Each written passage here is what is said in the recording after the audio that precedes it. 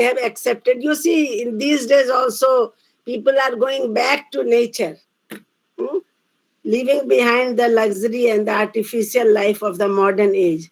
So, to escape from this state of sickness, we must return to nature. In the words of Victor Hugo, romanticism is liberalism in literature. So, I'm coming back to romantic poetry in just a minute. The period between 1780 and 1830 is popularly known as the Romantic Age. So, if anybody asks you what is the period of the Romantic Age, 1780 to 1830, there may be 2-3 years in different books, there are different dates, but it's not important. 2 or 3 years, they have the liberty to take it. So the period between 1780 and 1830 is popularly known as the Romantic Age. The Romantic Age, now the topic poetry, is best known for its poetry. So many things were written, but Romantic Age is best known for its poetry, a genre which produced some of the most studied and anthologized poems in English language. You must have known since your school days, Wordsworth and Coleridge constituted the first generation of poets, followed by John Keats, P.B. Shelley, and Lord Byron. Then these five are the important poets whom we will discuss later: Wordsworth, Coleridge, Shelley, Keats, and Byron. Then there were other poets such as Robert Southey, George Crabbe, John Clare, and Thomas Moore. There was a pervasive influence of the German Romantic poets and philosophers. Who were they? They were, one was Schelling, one philosopher, then the Schillers and Goethe. Goethe's name you must have heard. However, the Romantic strain begins to be visible in English poetry well before Wordsworth's and Coleridge's poetical works. William Cowper, Blake's name perhaps is known to you. He wrote Songs of Innocence and Songs of Experience. William Cowper and Robert Burns. Robert Burns's a very famous poem is My Love is Like a Red, Red Rose. They exhibit several themes and concerns that anticipate the so-called Lake School poets. Now coming to, as we have started Romantic poetry, let us discuss some of the important features of Romantic poetry. What was the difference and what was so special about Romantic poetry? First, the principal concern was nature. Main concern was nature, landscape, and beauty. Secondly, the poems often represented the working out of poetic theory itself.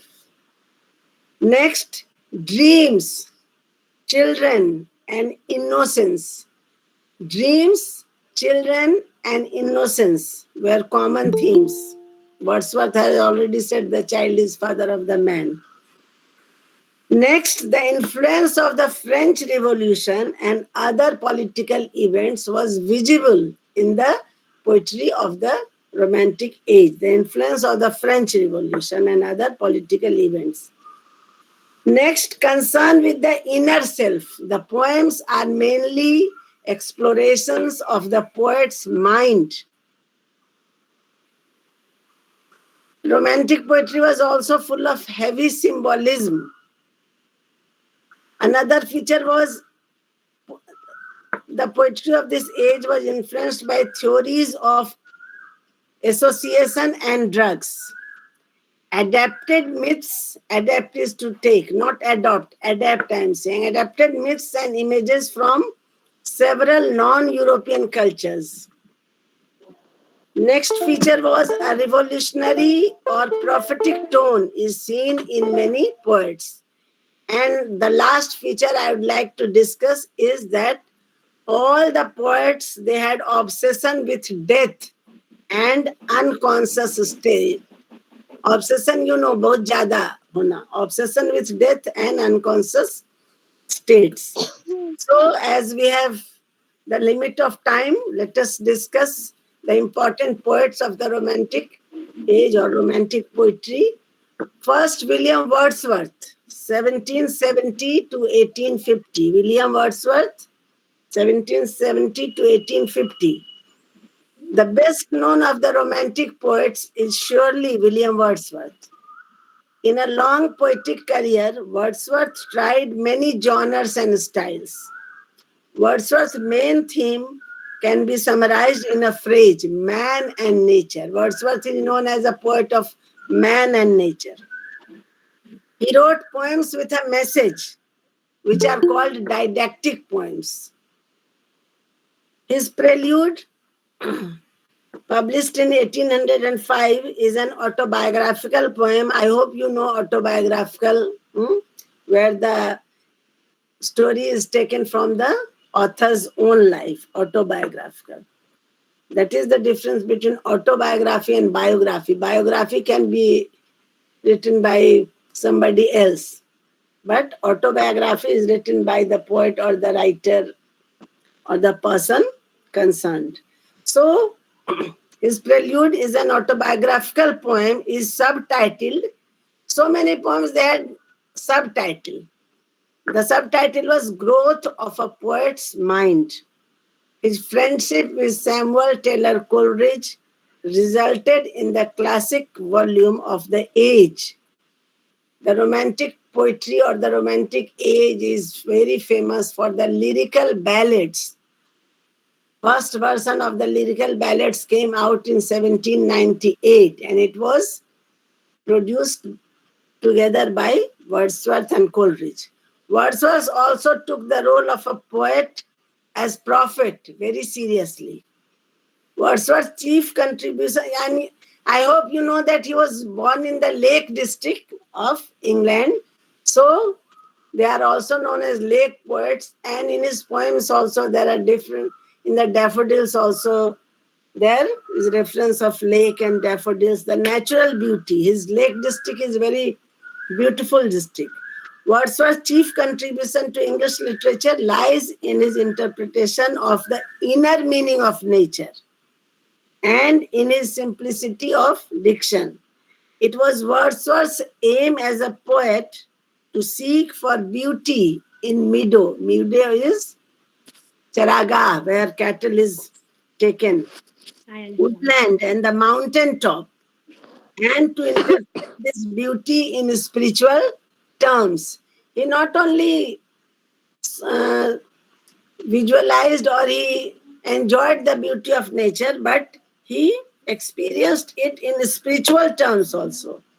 He is far even spiritualizing the moods of nature and winning from the moral consolation, and it was his special characteristics to concern himself not with the strange and remote aspects of the earth and sky, but with nature in her ordinary, familiar, everyday moods. You know, nature is very benevolent, it gives us a lot. But if you tease nature, you have seen the repercussions we are facing. All the rivers are overflowing because we have made bans without thinking about the plight of the people. Forests are being cut and towns are being converted into forest of concrete. And the problem you are saying, everyone knows that there are jokes and memes coming out that after some time we will be carrying a tree also with us. The oxygen crisis you have seen during the second phase of COVID. Now there are terrace gardening and this and that, kitchen gardening. First we ruthlessly cut the trees and then we lament and then we plant some trees. So usually nature is like our mother, it gives us a lot, but when you try to tease it, it becomes ferocious. But with nature in her ordinary, familiar, everyday moods. In the prelude, he wrote, "Prophets of nature, we to them will speak a lasting inspiration." He was disappointed with the French Revolution and angered at the industrialization of London. What happens when industry is important? All the land is given to the industries and the industrial hazards. You see in Jamuna, waste is thrown in and Jamuna turns into black. So he was angry with the industrialization of London. Wordsworth returned to Grasmere and the Lake District. He returned to his native place or paternal place, you can see, Grasmere and the lake. The place was known as Grasmere. Many of his poems reflect his criticism of modernization and city life. You must have heard about Karnataka's Kurg and Kerala's Munnar. Hmm? Have you heard? Why people are returning to nature? There are resorts there and they charge a huge amount of money, and there you go to enjoy nature. First, we destroy nature near our surroundings and then we go to enjoy. So he was disappointed by the industrialization of London and he returned to his village. Many of his poems reflect the criticism of modernization and city life. He was not happy with the city life. The Excursion, it is a poem. It is an ambitious poem that combines many of his lasting preoccupations, declares the poetic vocation in no uncertain terms when he says in the poem, he writes, of truth, of grandeur, beauty, love, and hope, and melancholy subdued by faith. Wordsworth believes, like Blake, that imagination is being sidelined in contemporary London. He says, little we see in nature that is ours. We have given our hearts away. We have given our hearts to industrialization, he means. In his another poem composed upon Westminster Bridge, another poem, September 3, 1802, in these two poems, he suggests that the center of English commerce lies and cheats even when asleep. He was so angry with the commercialization that he was forced to write that English commerce lies and cheats. Lies here means not to speak the truth, and cheats even while asleep.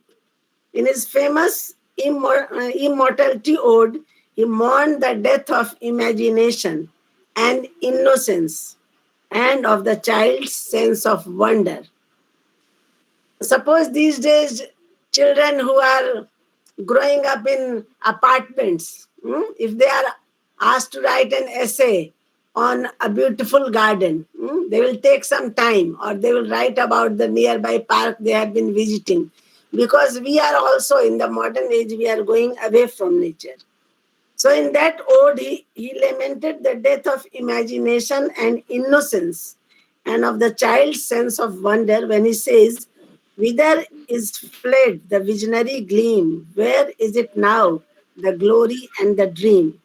He spoke nostalgically of the rural way of life in famous poems like the lunch. Sorry, he speaks.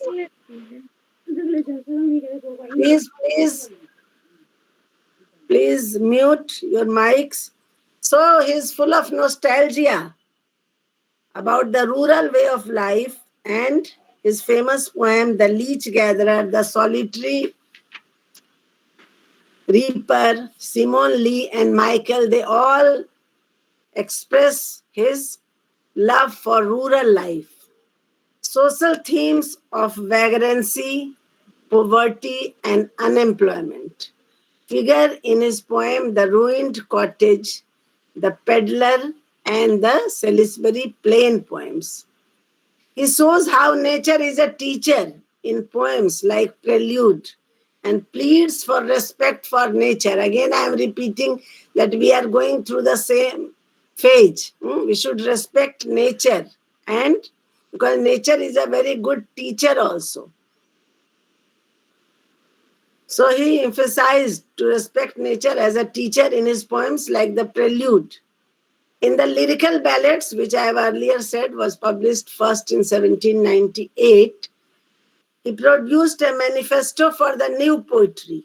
Wordsworth declared that the rural themes were to be his central concern because that was where true human nature existed.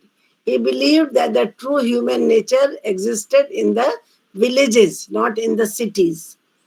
Authenticity of expression can be attained only when the poet uses the language of everyday life or everyday speech of the farmer and the rural community. So the lyrical ballads contain the best of his works. A central figure of Wordsworth poetry is its intense self absorption. People, nature, ruins, and events are not important in and of themselves. They are important in terms of their effect upon the observing poet. It depends how the poet sees it and experiences it and uses his imagination to produce it or to pen it down as poetry. Coming to the next important poet, Samuel Taylor Coleridge, or S.T. Coleridge, famously called 17. The period is 1772 to 1834. Coleridge initially wrote under the influence of earlier religious poets and William Cowper.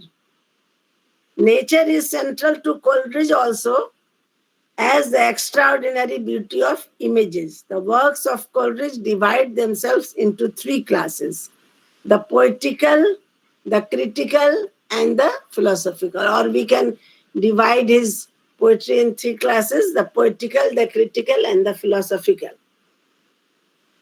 corresponding to the early, the middle, and the later periods of his career. His early poems show the influence of Gray and Blake.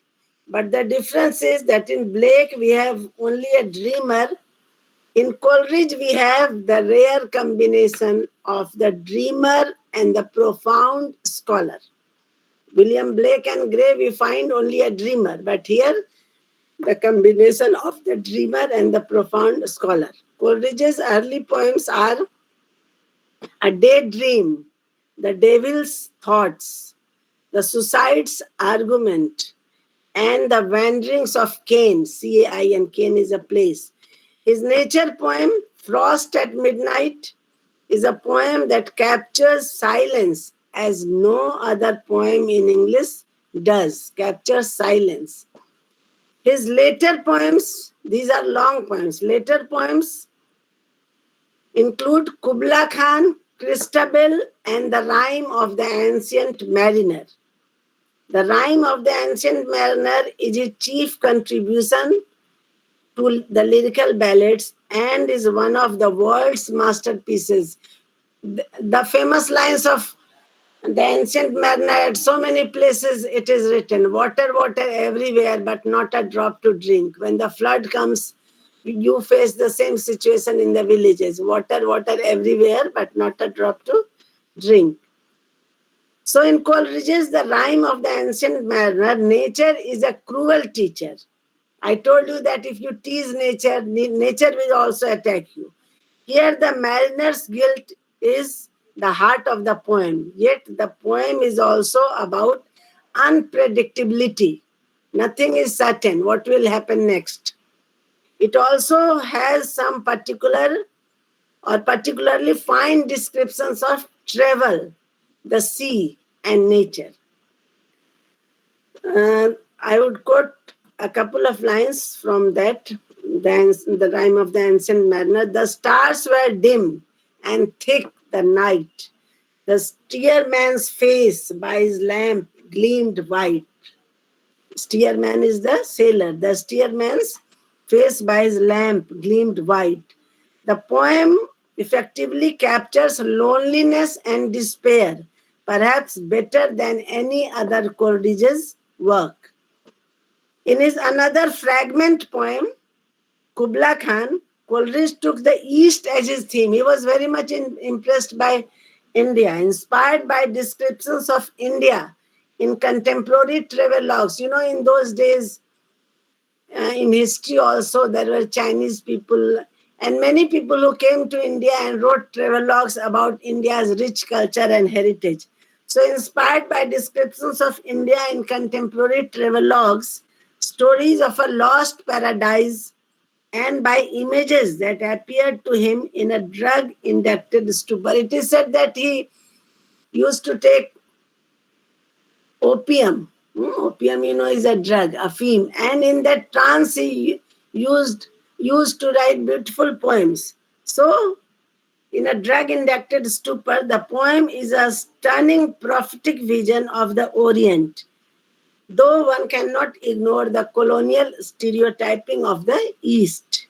Kubla Khan combines utopianism with despair, mortality, and eroticism, demonic energy with stately calm, and in a brilliant juxtaposition, we find here a brilliant juxtaposition of images. He was interrupted after 54 lines. Somebody called him, and after that, the poem still it remains unfinished. He was interrupted after 54 lines were written, and he never finished the poem. So Kubla Khan is still unfinished. Christabel, another long poem, is also a fragment, which seems to have been planned as the story of a pure young girl who fell under the spell of a sorcerer. Sorcerer is जो तंत्र मंत्र करता है. In the shape of the woman, he is in the shape of a woman, and her name is Geraldine. Coleridge is at his best with images and themes that both frighten and fascinate. There are supernatural elements also in his poems, because I told you it is one of the features of romantic poetry, attraction towards supernatural things. His Christabel, Kubla Khan, and Ancient Mariner have this disturbing quality about them, almost as though Coleridge is writing the poetic equivalent of the Gothic novel. In the Gothic novel also we come across supernatural elements.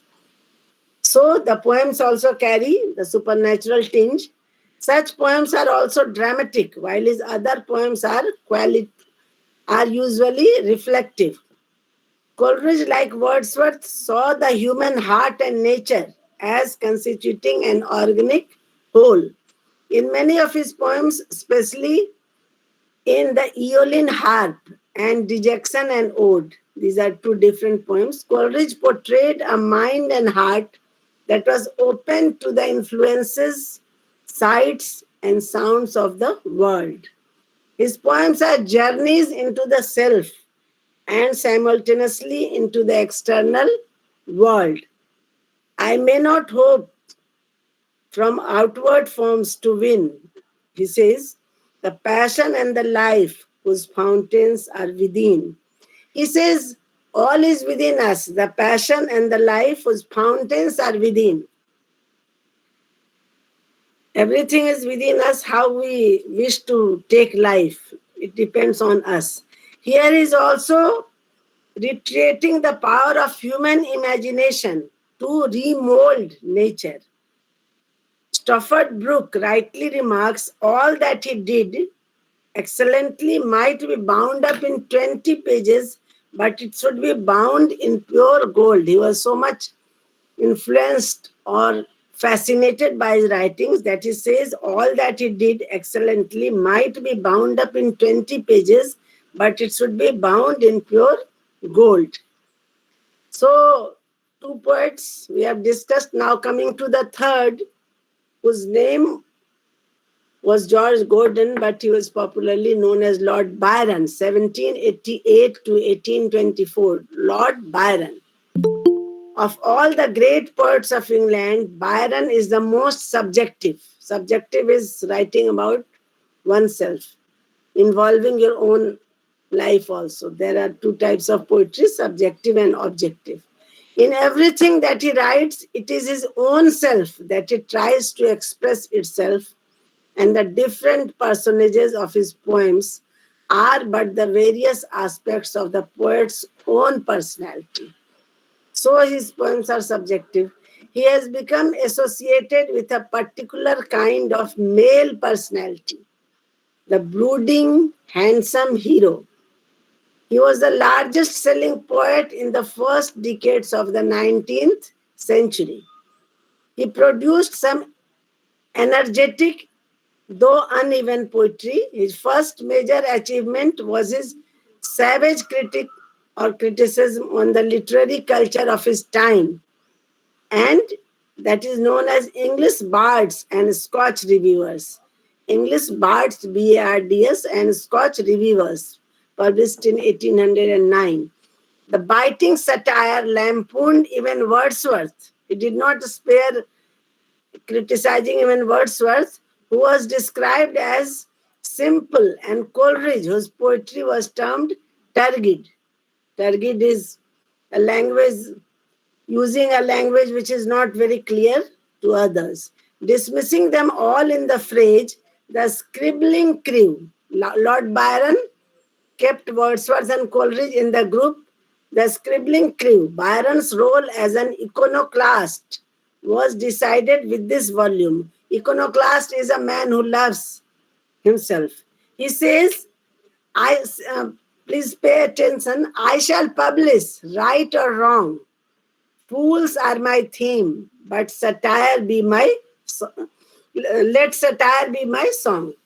I shall publish, right or wrong. Fools are my theme. Let satire be my song. So satire means, Vyang, I will criticize everybody I want. Byron enriched English literature by his verse satires. Satire can be written in prose also, in poetry also. So he wrote satires in poetry, poetic form. Byron enriched English literature by his verse satires. The Vision of Judgment, written in 1822. Beppo, Beppo, 1818. Don Juan is a very famous satire, etc. And also some other poems like The Prisoner of Chillon, Childe Harold's Pilgrimage, Mazeppa, etc. His intense love of freedom is noticeable in almost all his poems. Love for freedom. Don Juan is also very famous. With Childe Harold's Pilgrimage, Byron declared his poetic talents. A poem with a huge canvas from Greek civilization to the Ottoman Empire and the decay of aristocracy and feuds.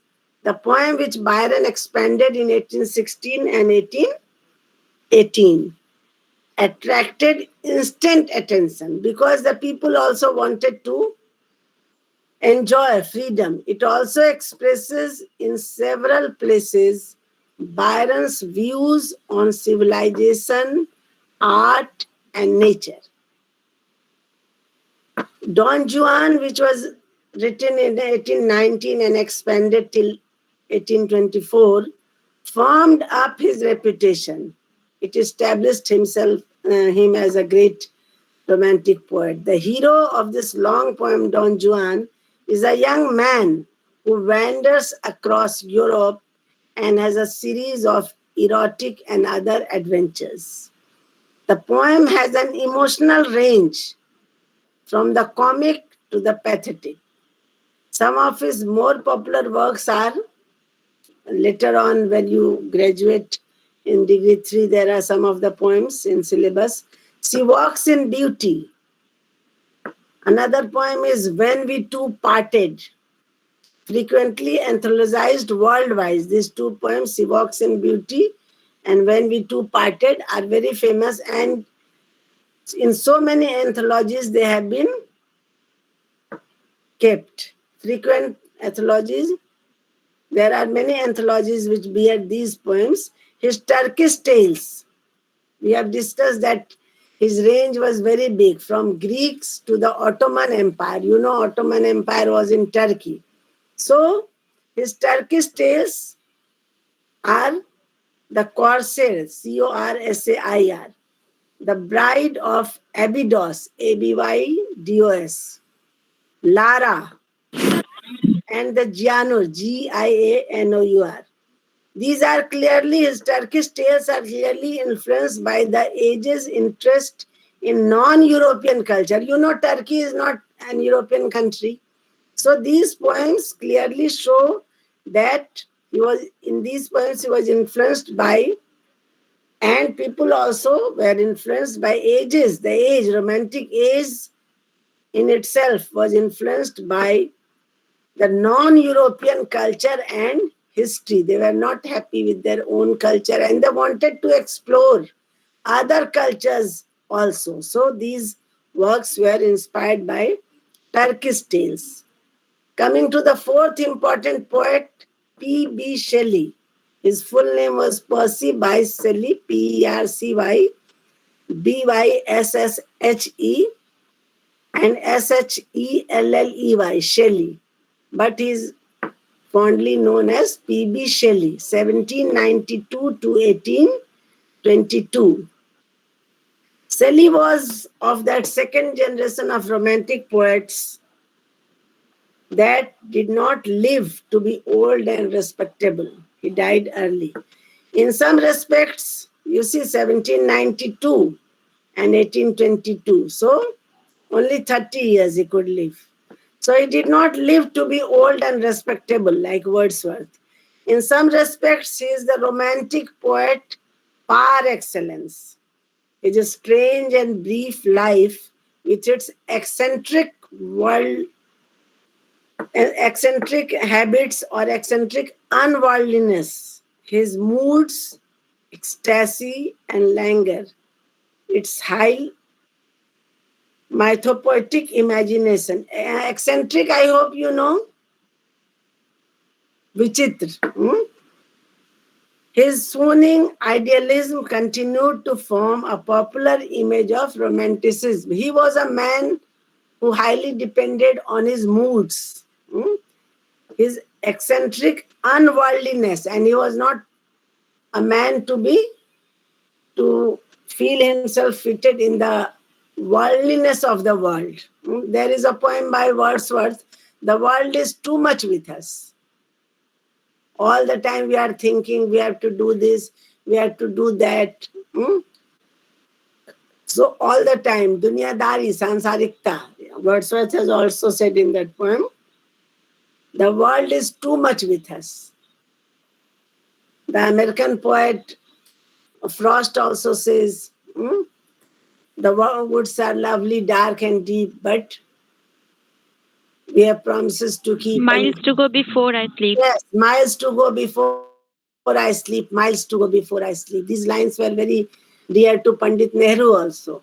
So there are so many things we have to enjoy in nature, but what did we do? We are all the time, these days in this modern age, we are always busy with our technical things, laptop, mobile, this and that, and we don't have the time to enjoy the beauties of nature. Even if you visit my college, CM College, during the full bloom, you can see how God is, or nature is a beautiful painter, the color combination of the flowers. The only gardener we have, Ram Prakash, but he does his work very honestly, and we have a beautiful garden. I invite students from other colleges also to come and see the bounty and beauty of nature. The color, sometimes we go, the Department of English, go to the garden and we talk, see the color combination of God. He is perhaps the first person who does the job of a painter. So, Shelley, though he died at the age of 30, he is the nearest example of the poet as a prophet. And his poetry is largely the medium for his prophetic message. Prophet, you know, one who is very knowledgeable and one who gives you the mantra of life. He refuses to accept life as it is lived. He contributed subjective idealism to the Romantic movement. He contributed subjective idealism. I told you just now that Subjective and objective, you should know. Subjective is where you involve your own life, your own incidents of your life in your writing, whether it is poetry or prose. And objective is where you write as a detached observer. आप अपने को उसमें नहीं डालते. Hmm?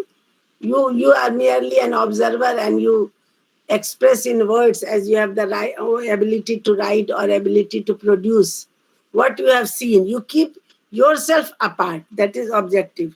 So he contributed subjective idealism to the romantic movement. He also contributed emotionalism, which is clearly associated with the note of subjectivity. Shelley started as a rebel. Rebel, you know, all of you are rebel in one sense or other, aren't you? Students, the new generation in itself, they are rebellious. What is rebel? Withdraw karna.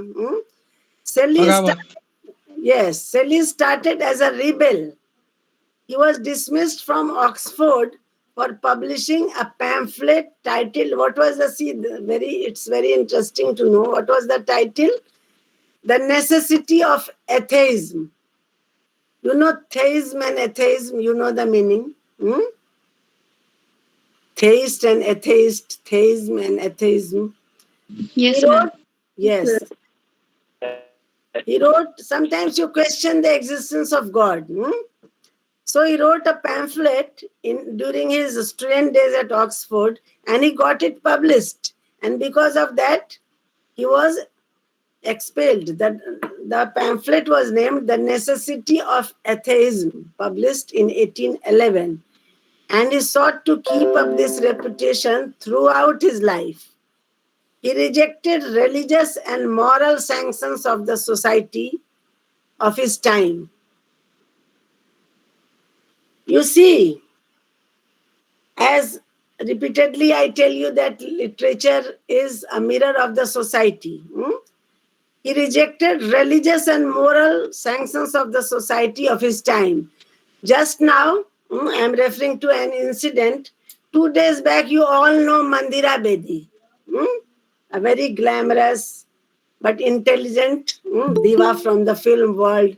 She was a very rebellious lady when she acted when we were just now. I had joined, yes, in 1992 when I joined as a lecturer. The serial was very famous, Santi, where she appears herself as a very bold lady who fights and who tries to find the rapists of her mother. She was successful in that, a very bold lady. And now when she has given soldier to the buyer of her husband, and she lit the pyre also. The social media is agog with me. What did she do? Women are not allowed to go to the funeral rites. And as she has a son, he should do. So rebels. We are also part of the society, and some are appreciating her. He rejected religious and moral sanctions. As a child, I have also known, it may be wrong or right, I don't know, that women can't chant Gayatri Mantra. So we have people with rebel ideas. They revolt against these norms. Shelley rejected religious and moral sanctions of the society. Now, yesterday I saw on social media a debate is going on. Should there, again related to Mandira Bedi, should there be a dress code on visiting the family of the death also? So, rejected the religious and moral sanctions of the society of his time. Who will change?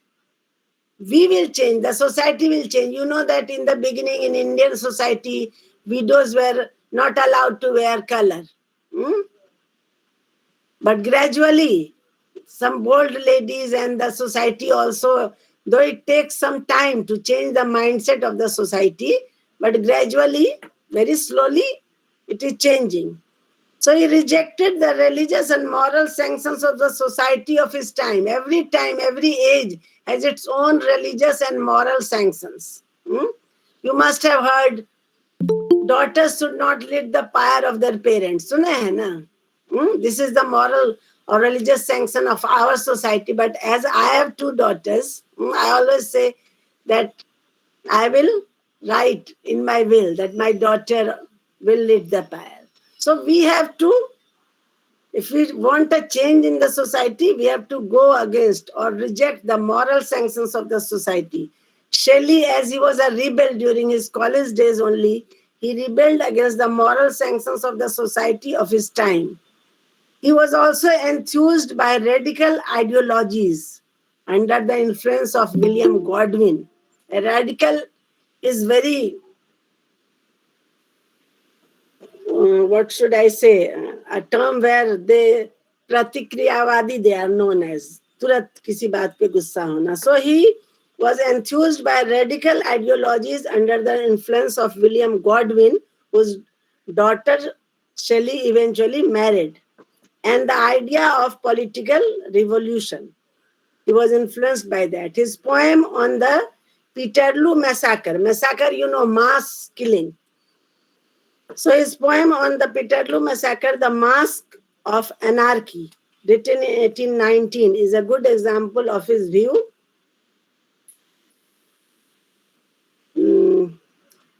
Yes, it's a good example of his view on monarchy and authority or in England. Monarchy in England is still, the rule is monarchy there, though the prime minister is important.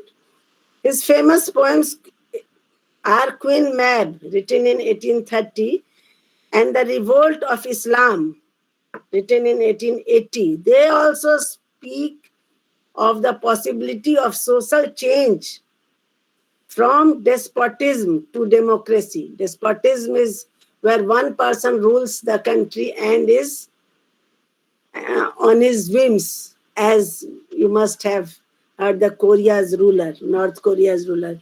Despotism to democracy. His most famous dramatic verse occurs in Prometheus Unbound. This is his very famous poem, Prometheus Unbound, written in 1820. The other poem is The Cenci, C-E-N-C-I, written in 1819. It had a strong Gothic overtones, means supernatural elements, with its theme of incest and evil. It was based on the history of an ancient Roman family. Incest or incestuous relationship, do you know what is incest? Anyone? No. There is a book by Raj Kamal Jha, The Blue Bedspread. Raj Kamal Jha's father was the VC of this Sanskrit University, The Blue Bedspread. It is based on incestuous relationship where you are not allowed to fall in love or marry as father, daughter, brother, sister in Hindu culture, cousins. That is known as incest. So the theme of the Cenci is of incest and evil, and it is based on the history of an ancient Roman family. Shelley is better known for his great odes. Ode, ode is a poem, is a kind of poem written in praise of somebody. So Shelley is better known for his great odes and shorter poems. His Adonis, Adonais, Adonis, written in 1821, is a praise of John Keats, his friend and contemporary, written in the form of an elegy. Elegy is a shok geet, written after the death of some beloved one. Elegy upon Keats's death, and perhaps matched in sense of mourning and poetic praise only by W.H. Auden in memory of William Butler Yeats. Auden also wrote in memory of W.B. Yeats. So this Adonis can be matched only with that. Another poem, Hymn to an Intellectual Beauty, Mont Blanc, Ode to the West Wind, to the Skylark, and Ozymandias. These are some of his best known works. They combine a deep appreciation of nature while reflecting on the social order. Shelley, despite his gloomy view of contemporary human civilization, is also a poet of hope. As West Wind demonstrates, some of the lines are also very famous and often quoted. From the Ode to the West Wind comes the line, "If winter comes, can spring be far behind?" So he is a poem of hope too. In poems like Skylark and West Wind, he suggests that art can be a palliative for the ills of society. Art can give you refuse, or refuse is here refuge, Sharon. You can get enjoyment or peace of mind from the ills of the society. His poem, one of his poems, Epipsychidion, is different in character, a rhapsody celebrating platonic love in Shelley's infamous praise of bigamy. I am coming to an end to Shelley's reference by quoting these lines. True love in this differs from gold and clay. True love in this differs from gold and clay, that to divide is not to take away. So now coming to the last poet of this group, John Keats, 1795 to 1821. I have just referred that Adonis was written by Shelley in memory of Keats as an elegy. Keats, like Shelley, he also lived not a long life, 1795 to 1821. So he lived only for 26 years, while Shelley lived for 30 years. Keats lived only for 26 years. He was the last of the really great romantic poets until W.B. Yeats appeared on the scene. Extremely well-read, though essentially self-taught, Keats combined a fervor for the role of poetry with full of European mythology, intense self-reflection, and a love for nature.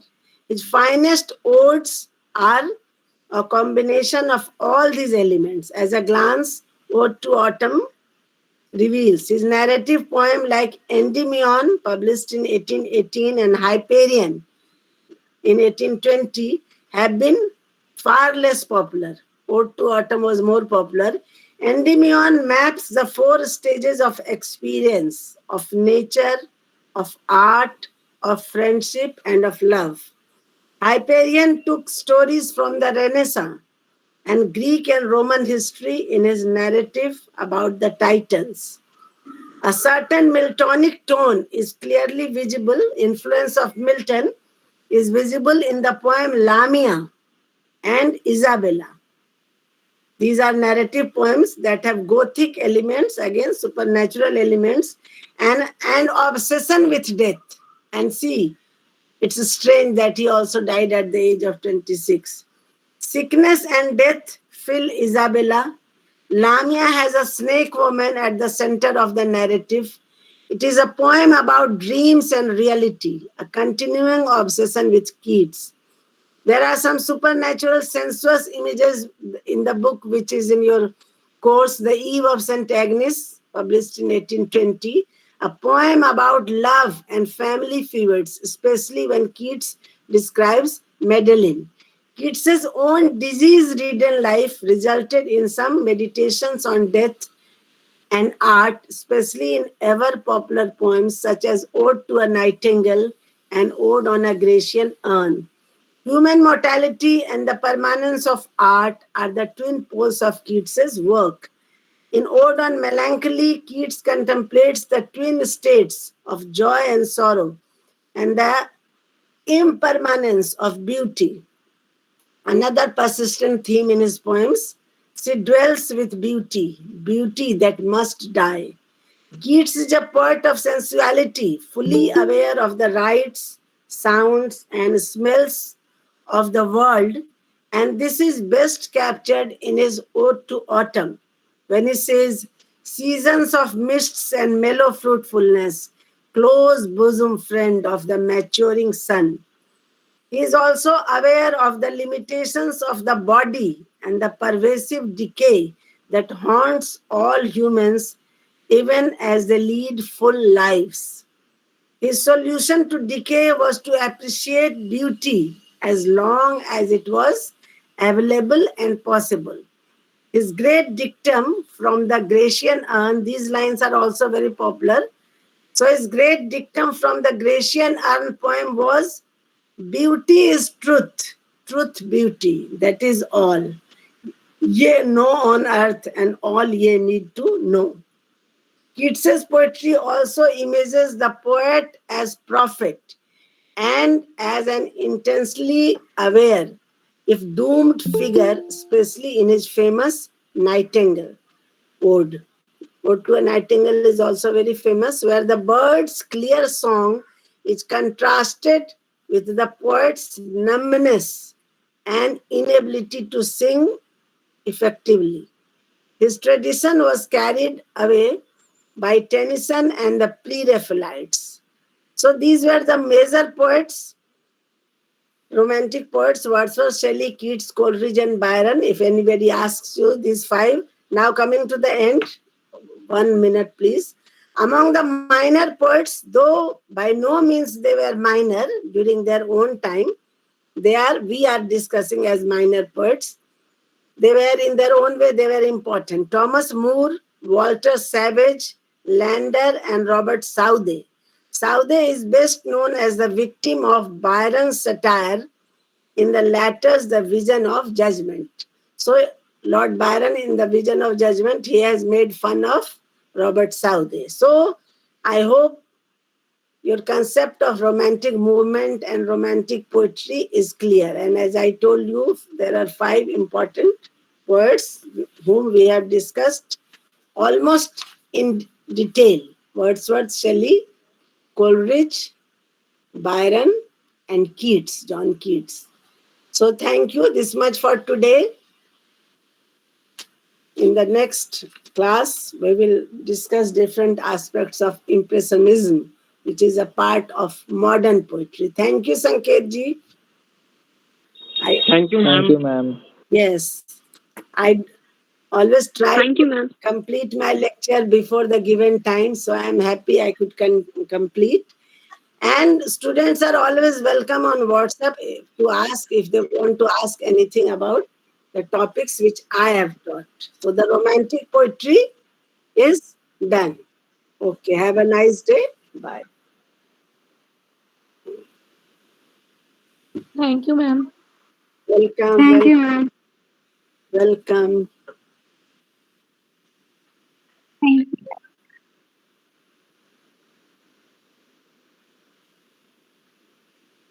Yes.